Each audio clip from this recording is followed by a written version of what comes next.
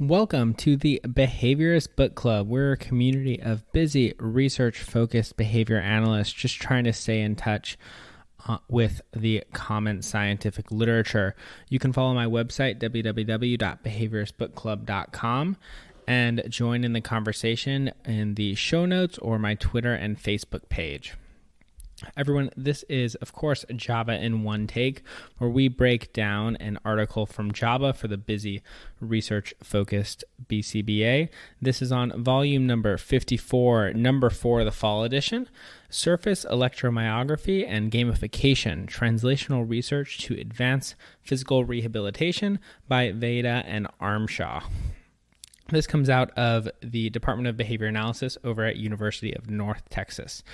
Well, I thought that we were doing something significant by going over EMG last Friday, but apparently electromyography is back to the forefront again with another application to behavior analysis. This, I think, specifically highlights the advantage of behavioral contingencies and their usage outside of specific ABA clinical work. That's one of my favorite topics to read about. It's one of my favorite things to talk about if you were to ever to meet me in the quote-unquote real non-virtual world.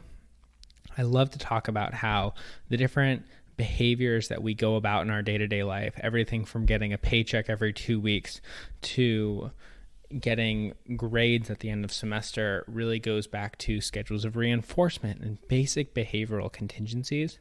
And the identification of those behavioral contingencies presents an interesting thought. We know that when we're working with animals or humans, that there are certain behavioral contingencies that can be modified to be much more efficient, much more effective. And when we can tag and label the behavioral contingencies out in the real world, and notice that they're not as efficient and as effective as they could be, what are we as behavior analysts supposed to do in that point? We're not in our clinical setting. We can't just, tell an RBT to change their behavior and fix it lickety-split. It involves a lot of collaboration, a lot of translational and wiggle room style research. So I think that whenever we have an article that looks at this style of translational research, I think it brings back the conversation of wiggle room. We talked about that a little more extensively just recently in Gravina and colleagues in 2021. That was about a week ago, I think. It was a OBM style paper over rounding in hospital patients. So I'm not going to go too into depth, but essentially wiggle room is accepting that not every behavioral intervention outside of our controlled laboratory setting is going to be perfect, and that's okay. It's accepting the fact that we don't need perfect data to demonstrate strong behavior change and to get a meaningful outcome out of reading this paper. So with that in mind, and with that kind of excitement hopefully prepping you, let's look at how these researchers use translational research to affect and advance physical rehabilitation.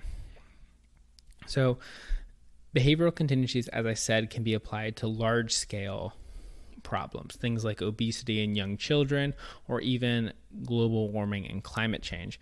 It can also be used to focus and optimize small situations that are significant for the individual person. And these researchers looked at those small situations in physical therapy. This is, of course, a proof of concept paper, so you're going to note that the individuals who went through this study, the participants weren't actually going through physical rehabilitation, which I think is a limitation, but it also, I think, bridges the gap to that. We can't just go straight into human subjects research. We have to get some backing behind it first. Specifically, this paper is looking at osteoarthritis, or OA. It is a knee condition that results in degeneration of the cartilage and the bone structure. This can result in decreased use and then typically leads to surgery. The surgery is a total knee arthroplasty, or a TKA. The surgery tends to reduce pain, but functional movement is only gained after consistent exercises done by the patient who just underwent the surgery. And they found that over half of the participants fail to gain functional movement back. That means they may have some movement, but it's not enough to resume back to their day-to-day life. So walking, jogging, things like that.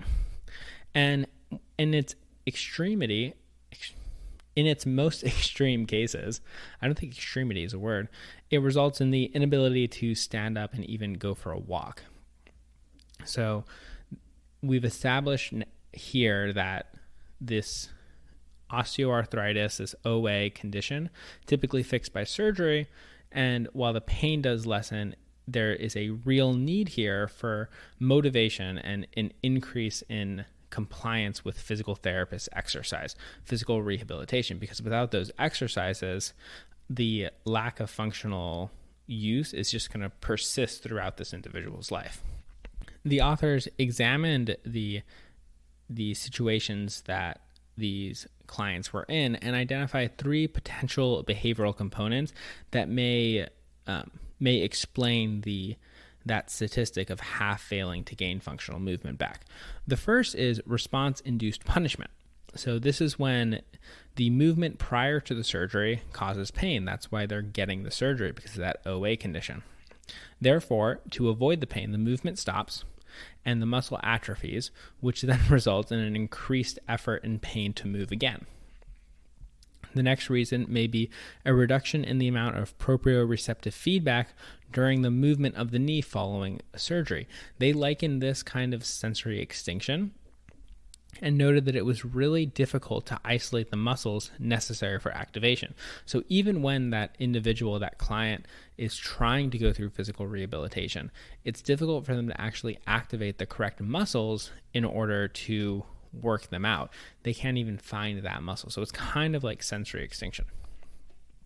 And then finally, subtle improvements go undetected because there's reduction in feedback due to this lack of proprioceptive feedback. So not only can they not feel the muscle that they're activating, if they do successfully work out the muscle, it's hard to tell how much they're working it out, if it's working, if it's not working, and it leads to kind of a slow behavioral extinction contingency.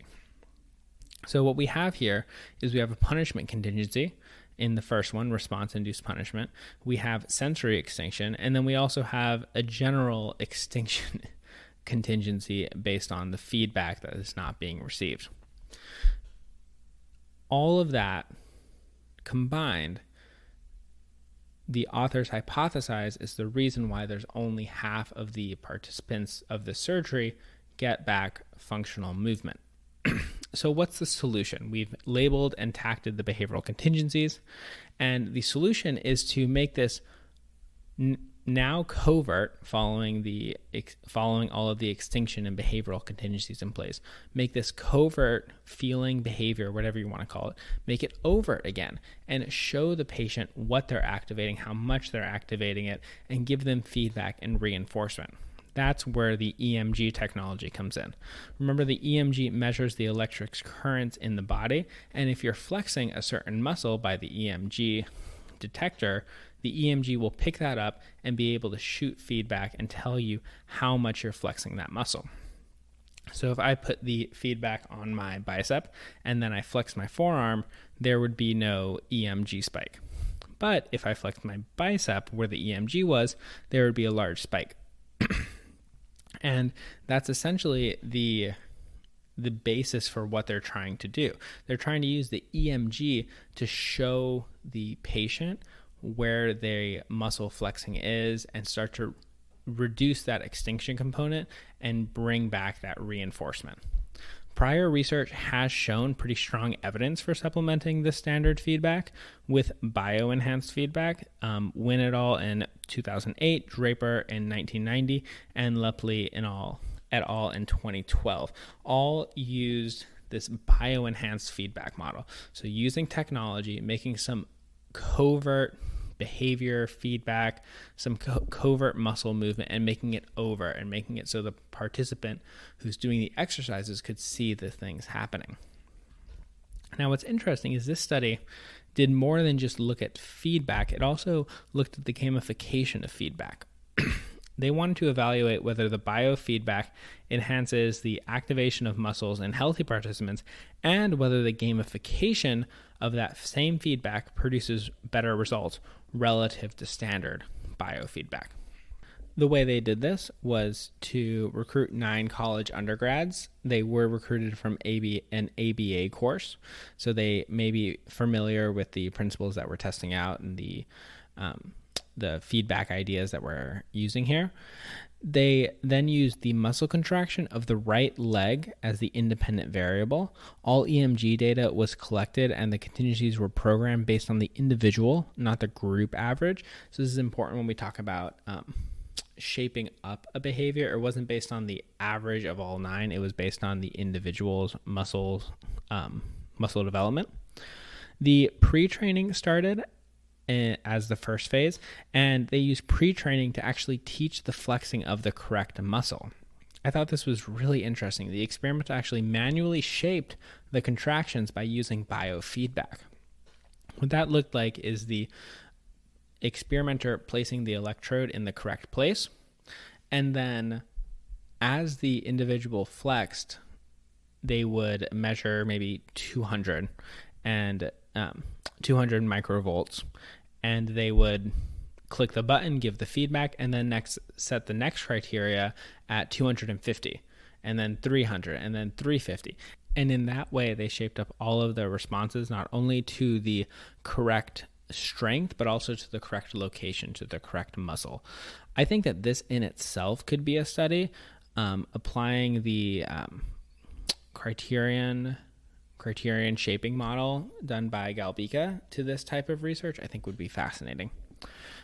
They then had to find a reference value. This is a maximum voluntary isometric contraction, or an MVIC. The researchers needed to get the highest contraction to compare across participants following the shaping. So what they did was another really interesting usage of behavioral contingencies. What happens when you are reinforcing behavior, and then it gets put on extinction?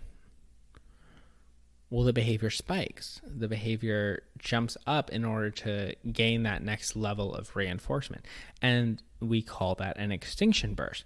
Well, they use that extinction burst to measure the maximum voluntary isometric contraction. And that was used as then the reference criteria for each person. So another application of behavior analysis contingencies, the logic, the principles that we use every day to a situation outside of the norm. So they then looked at 3 different conditions. They looked at instruction only, auditory feedback, and game-based feedback. There was 10 flex trials per condition. The reinforcement criteria was 75% of that MVIC for each individual participant. Instruction condition was simply the sheet of paper telling them what to do, and there was no programmed feedback. They just flexed 10 times and they called it a day. The auditory feedback, there was a small ding when the criteria was hit. So they would flex. If they hit the criteria, there would be a ding. If not, then nothing would happen. And then the game condition, there was a carnival type condition in which the ball rises up and hits the bell when the criteria is hit. So if you imagine those old-timey carnivals when somebody takes the comically large hammer, swings it over his head, slams the thing on the ground, and it's a test of strength, and it's the harder you slam it, the higher the ball goes up, rings that bell. That's what the app looked like for the game condition. So they conducted all of their trials, and overall, the data falls where you would expect, right? With a couple of strange outliers. In the node feedback condition, that had the lowest amount of responses overall, or not responses, but responses that hit criteria. In the auditory feedback, it was a little bit better. And then in the game condition, it was the highest. And that may be because the game condition is more than just an audio feedback. It's audio plus visual feedback. So in the audio feedback condition, with just that little ding when it hits criteria, there's really just audio feedback. There's really just audio feedback being given. Whereas in the game, it's audio plus visual because there's the ball going up to the bell. So if the participant is flexing mid-trial, sees that the ball is not going all the way up, then they can flex it just a little bit harder, get it to ring the bell, and then move on with their next trial. They did note that sequence effects seem to play some small but negligent role, and they programmed for that by beginning to randomize the order conditions whenever possible. Overall, I thought this was a really cool application of ABA to other fields, but also technology to ABA. I think there's a lot to be said about making the covert behavior more overt. Whether that be the heart rate monitor on children, or whether that be some kind of, even a mood ring. How cool would that be to do a functional analysis, not based on a overt behavior such as property destruction, but some kind of mood ring that was able to tell you when the body temp was getting hot and escalation was beginning to occur.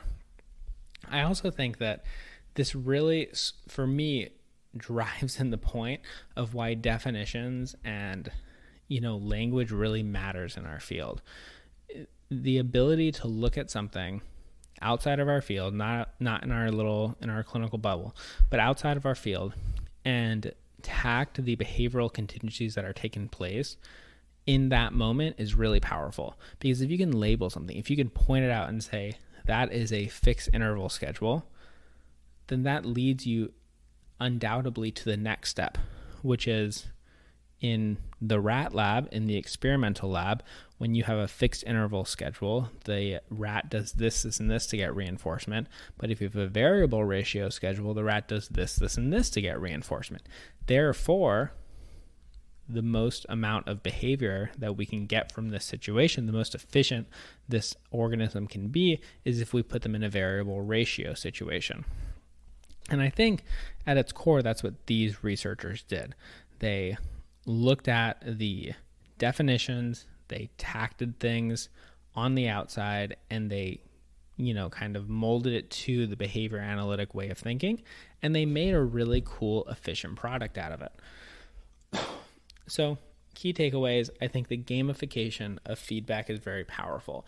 The combination of auditory plus visual cues, I think, is really interesting, and I think can be applied to everything from this type of physical therapy research to also maybe things like teaching appropriate voice volume when speaking with friends, or maybe even like word speed, or multiple different things like that. I think there's a lot of different applications to gamification of feedback versus good job, here's a cookie, good job, here's a tablet. We can do a lot more than that, I think. And like I said, I've already gotten on my soapbox, but for your consideration, think about the definitions that you know and how you can apply them to everyday life. Start looking for those extinction contingencies, those extinction bursts, the punishment, the extinction curves, things like that. And you can see areas where ABA can really help across the world. All right, everyone, that is all I have, of course, for today. Not a very long one, but I think it was quite fun. Remember, you can find me at my website, www.behavioristbookclub.com. And of course, you can follow my Facebook and Twitter at BehavioristBC or Behaviorist Book Club on Facebook. And you can find me on my Facebook page, the ABA Daily Research Share. Thanks you everyone for listening, and I will see you on Wednesday with another JABA article.